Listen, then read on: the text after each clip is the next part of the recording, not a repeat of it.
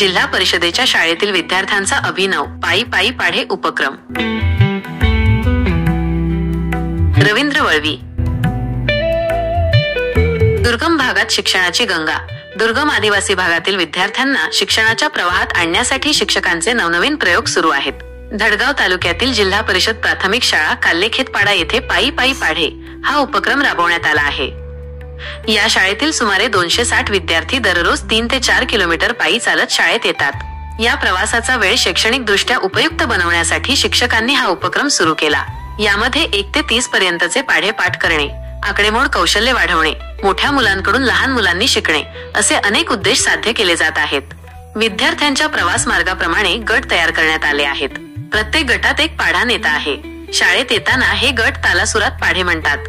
कधी गाणी, कधी प्रश्नोत्तरे अशा विविध पद्धतींनी पाढ्यांचा सराव केला जातो। यामुळे विद्यार्थ्यांची गणित विषयातील गती व अचूकता वाढली आहे, तसेच त्यांच्यामध्ये आत्मविश्वास निर्माण झाला आहे।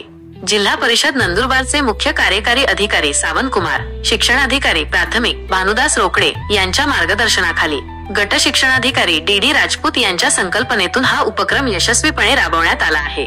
पायी पायी पाढे हा उपक्रम शिक्षण आणि दैनंदिन जीवन यांची सांगड घालणारा प्रभावी प्रयोग आहे। हा उपक्रम दुर्गम भागातील इतर शाळांसाठी प्रेरणादायी ठरू शकतो।